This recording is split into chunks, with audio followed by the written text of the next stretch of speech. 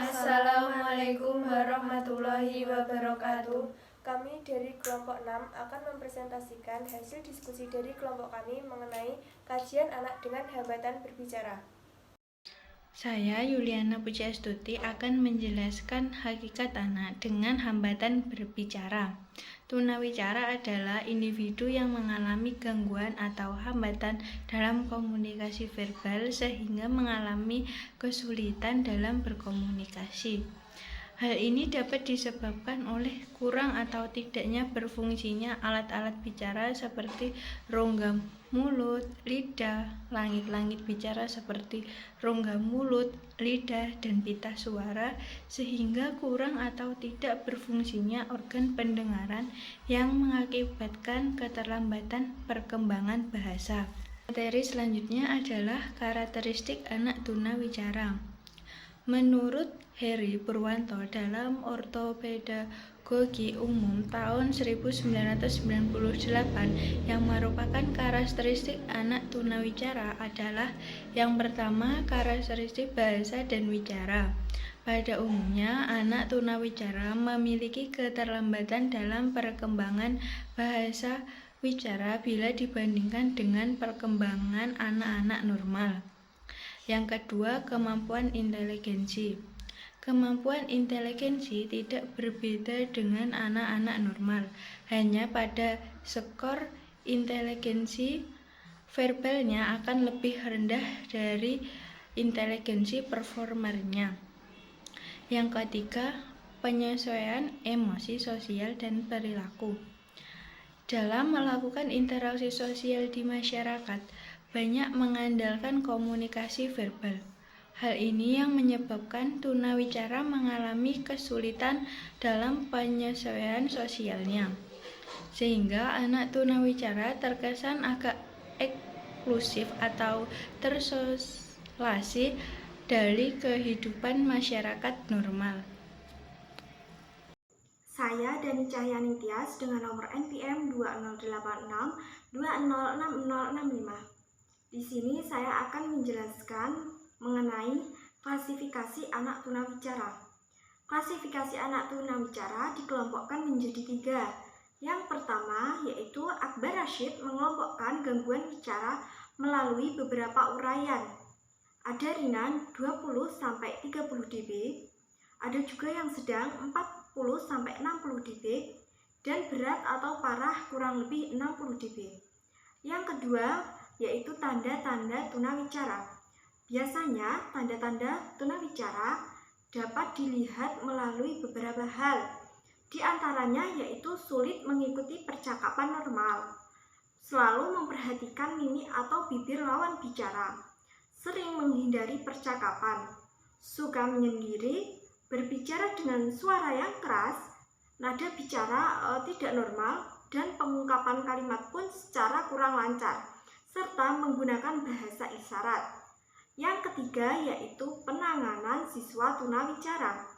Bukan perkara yang mudah bagi orang tua menghadapi kenyataan yang memiliki anak tunawicara. Jika orang tersebut kurang memahami berbagai masalah tunawicara, maka perkembangan sang anak akan semakin mengkhawatirkan. Oleh karena itu, sebagai orang tua yang memiliki anak tunawicara, patut memahami apa dan bagaimana tunawicara yang harus dilakukan guru dan orang tua untuk mencapai tujuan yang diinginkannya. Untuk materi yang selanjutnya yaitu pendidikan anak dengan hambatan berbicara. Tunawicara atau kelainan berbicara adalah hambatan dalam berkomunikasi verbal dan efektif. Anak tunawicara perlu ditampung dan diberi pendidikan seperlunya sesuai dengan kepatuhannya.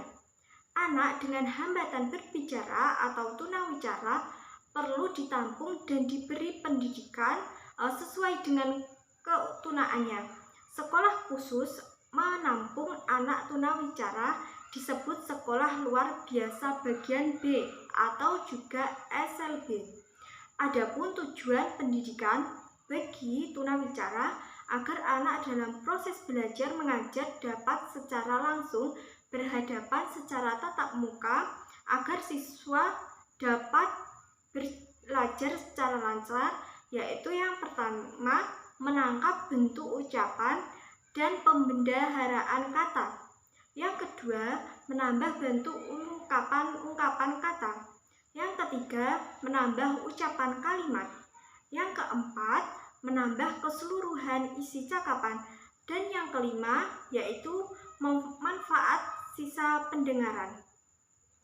Ada beberapa hal yang dapat dilakukan untuk membantu anak dengan hambatan berbicara dan bahasa adalah A. Tidak menuntut anak untuk berbicara menggunakan tata bahasa yang benar. Yang utama adalah menciptakan suasana yang nyaman dan menyenangkan untuk anak berlatih berbicara. B. Saat mengajak anak berbicara, hindari hal-hal lain yang mungkin dapat mengganggu seperti radio dan televisi yang menyala. C. Tidak terlalu banyak mengkritik atas bicara anak sehingga anak tidak tertekan ketika berbicara dan berbahasa. Yang D. Izinkan anak untuk berhenti berbicara jika merasa tidak nyaman. Yang E. Jangan meminta anak untuk mengulangi ucapannya. Yang F.